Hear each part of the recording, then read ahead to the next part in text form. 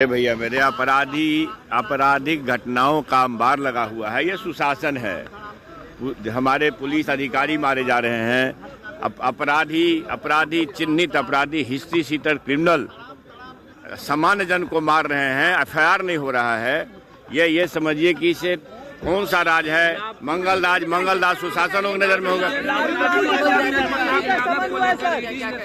अरे भैया मेरे, अब एक बात बताइए हैं, जो बोलेगा, जो इंसाफ के लिए बोलेगा, जो नफरतवाद के खिलाफ बोलेगा, जो संप्रदायवाद के खिलाफ बोलेगा, उसके लिए ईडी सीबीआई तैयार है। आप लोग गुंडाराज बनाने की कोशिश में लगे हैं। ईडी सीबीआई उसी के लिए है ही। आज के बाढ़ आ गई है। जैसे होली में जिस तरह से आपराधिक घटना का बाढ़ आई, उस घटना में समझिए कि पूरे बिहार हिल गई है। और अपराधी जो है ये मान चुके हैं कि सरकार का इकबाल खत्म है। सरकार कौन चला रहा है? ये सरकार जो है का इकबाल इसलिए खत्म हो गया है कि ये बैसाखी पर चल रहा है। माननीय मुख्यमंत्री का कोई एक्ट नहीं हो रहा है, कोई एक्शन नहीं हो रहा है, तो अपराधी मान गए हैं कि सरकार का इकबाल खत्म है और ये कोई तीसरा शक्ति चला रहा है। तीसरा शक्ति का कोई कंट्रोल है नहीं। इसलिए जो भी घटना है, देखिए प्ले कार्ड में हम दिखा रहे हैं कि जब पुलिस सुरक्षित नहीं है, जो जनता के प्रति उत्तरदायी सुरक्षा देने वाले ही जब सुरक्षित नहीं है, तो आप अपराध का ये चरम सीमा पर है। आप एक आंकड़ा में आप देखेंगे, पाएंगे कि बिहार दूसरे नंबर पर आपराधिक घटना के श्रेणी में है और उत्तर प्रदेश समीक्षा बैठक किया ये कि घोषणा है। दिया जाए। देखिए वो समीक्षा बैठक से रिजल्ट क्या आया? समीक्षा बैठक में तो वही है जो लोग का जो है अधिकार खत्म है। आप सदन कैसे चल रहा है हम लोग को पता चल रहा है। कल गृह विभाग का था, उत्तर आता है उलूल जुलूल, उत्तर असंतोषजनक, उत्तर के जवाब पूछते रहिए, कहिएगा कि लिख के दे दे। तो देखिए गृह विभाग जो है माननीय मुख्यमंत्री के पास है और मुख्यमंत्री किसी पदाधिकारियों को दे दिए हैं, इसलिए आपराधिक घटना बढ़ रही है। एक सवाल और राबड़ी देवी और लालू परिवार को ईडी ने आज पूछताछ के लिए बुलाया। देखिए ये प्रक्रिया चिर परिचित प्रक्रिया है। जब चुनाव आता है तब तक ये लोग इस तरह का कृत होता है। वे उनका काम है, वो अपना वो करते रहेंगे। चुनावी वर्ष है, इसलिए ये काम वर्षों से हो रहा है, 2014 से चल रहा है। दलितों को बासगीत का पर्चा दिलाने के लिए नहीं, अति पिछड़ा को शैक्षणिक उत्क्रमण के लिए नहीं, बल्कि भ्रष्टाचार के कारण राज्य के पूर्व मुख्यमंत्री माननीय लालू प्रसाद जी की धर्मपत्नी राबड़ी देवी जी आर्थिक प्रवर्तन निदेशालय पहुंची। जिस सरकार का केंद्र में समर्थन कर रहे थे, कांग्रेस के नेतृत्व में सरकार, तीसरे मोर्चे की सरकार, उसी कार्यकाल में जब किंग मेकर ये बने हुए थे, तो घोटाला दर घोटाला सतह पर आया। पटना में 43 बीघा 12 कट्ठा 16 दूर जमीन अपने भाई के परिजन को भी नहीं बख्शा। न फुलवरिया में कोई बख्शा गया, न सेलार कला में बख्शा गया। नौकरी के बदले जमीन दो।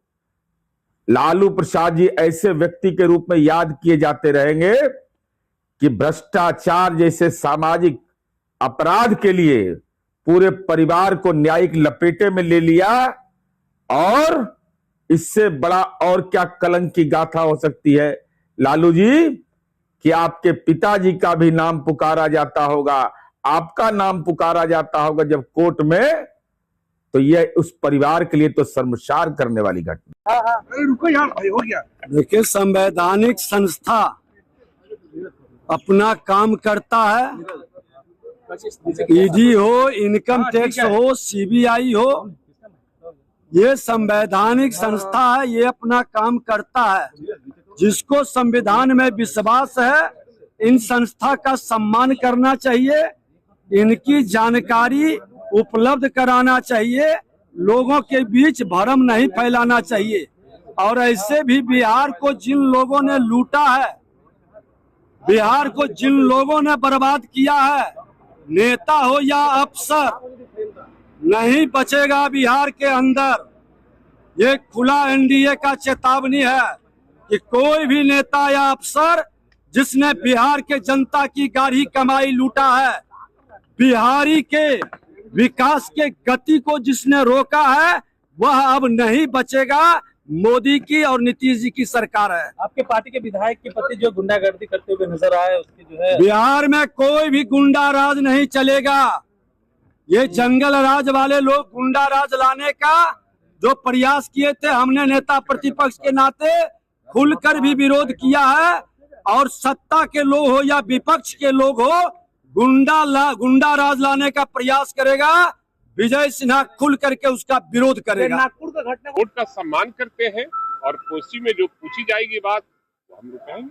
की कार्रवाई सही हो रही है? नहीं, कार्रवाई तो सही नहीं हो रही, इसलिए नहीं हो रही है कि जनता, पूरे बिहार नहीं पूरे देश की जनता जान रही है कि जब गरीब के लोग, गरीब की जो काम करने वाले लोग हैं, गरीबों के उत्थान करने की बात करते हैं, गरीबों को सम्मान दिलाने की जो बात करते हैं, उसको किसी न किसी तरफ फंसाने का प्रयास किया जाता है।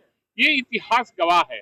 इसलिए आदरणीय लालू प्रसाद यादव और उनके परिवार को, क्योंकि सामाजिक न्याय के योद्धा है और सामाजिक न्याय में जिनको कुर्सी नहीं मिलती थी, जिनको कोई अधिकार नहीं था, थाने तक नहीं जाते थे, उसको थाना और ब्लॉक तक पहुंचाने का काम गरीबों को आदरणीय लालू प्रसाद यादव ने किया। इसलिए ये सब सामना करना पड़ेगा। ये तो हम जानते ही है कि सामना करना पड़ेगा। लॉ एंड ऑर्डर को क्या कहिए? लॉ एंड ऑर्डर तो है ही नहीं। बिहार में कोई सरकार नाम का चीज नहीं है। मुख्यमंत्री को तत्काल प्रभाव से इस्तीफा दे देना चाहिए और नहीं देते हैं तो समझ लीजिए कि ये केवल पद पर बने रहना चाहते हैं। और क्या क्या मुख्यमंत्री जी ने किया है अपने शासन काल में 20 साल में, वो आप इतिहास निकाल कर देख लीजिए कि एएनएम की बहाली हुआ, सिपाही की बहाली हुआ, चाहे अन्य बीपीएससी की बहाली हुई है, पदाधिकारियों की बहाली हुई है, उसमें कौन लोग हैं और किस जाति की कितनी संख्या है, ये सब आपको पता चल जाएगा आंकड़ा कि कौन कितना में है। मीटिंग भी हो गई। अब मीटिंग हुई है तो अच्छी बात है। लॉ एंड ऑर्डर पर निश्चित रूप से होनी चाहिए और लेकिन अंकुश नहीं लग रहा है, क्योंकि पदाधिकारियों का कहना है कि हम रिश्वत देकर, पैसा देकर पोस्टिंग कराते हैं तो फिर हम नहीं कमाएंगे तो पैसा कहां से? हमारे यहाँ मशीन थोड़ी छापने वाला है। इसलिए सरकार को पैसा देते हैं, चाहे आईएएस हो, आईपीएस हो, बीडीओ हो, सीओ हो, एसडीओ हो, चाहे अन्य पदाधिकारी, सब कहते हैं, चाहे थाना का पदाधिकारी, सब कहते हैं कि पोस्टिंग कराते हैं, पैसा देकर मंगनी काम करेंगे। हमको देना पड़ता है सरकार को पोस्टिंग कराने के लिए। तो सरकार जब तक पैसा से रिश्वत लेना बंद नहीं करेगी, ये सब होता। देखिए, भारतीय जनता पार्टी ने जो सॉन्ग जारी किया है उसमें सारा क्रेडिट उन्होंने अपने नाम लिया है। और भारतीय जनता पार्टी के द्वारा जो पुल पुलिया की चर्चा की जा रही है, उसमें वो इस बात का चर्चा क्यों नहीं कर रहे हैं कि 2 दर्जन से अधिक पुल पुलिया गिर गए और भ्रष्टाचार को सदाचार और शिष्टाचार का रूप दे दिया गया। जिस तरह से पुल भरभरा करके गिर रहे हैं, ये स्पष्ट करता है कि बिहार में कहीं ना कहीं भारतीय जनता पार्टी और जनता दल यू अंदर खेमे एक दूसरे के प्रति जो नूरा कुश्ती का खेल है वो स्पष्ट रूप से दिख रहा है। अब भारतीय जनता पार्टी क्रेडिट अगर लेना चाहती है तो इस बात की चर्चा क्यों नहीं कर रही है कि जो पुल पुलिया गिरे हैं उसमें उनकी भूमिका है। क्योंकि बिहार में पथ निर्माण विभाग उनके अधीन रहा है और इस तरह से जो 2 दर्जन से अधिक पुल पुलिया गिरे हैं, ये स्पष्ट करता है कि बिहार में कैसी व्यवस्था है, बिहार में कैसा व्यवहार भारतीय जनता पार्टी के द्वारा किया जा रहा है। सदाचार का आवरण ओढ़ करके भारतीय जनता पार्टी कहीं ना कहीं भ्रष्टाचार को बढ़ावा दे रही है। अब भ्रष्टाचार के माध्यम से जो राजनीति कर रही है वो स्पष्ट रूप से दिख रहा है। चाहे जितना भी सॉन्ग जारी कर ले, बिहार की जनता का विश्वास और समर्थन इस बार डबल इंजन सरकार को मिलने नहीं जा रहा है।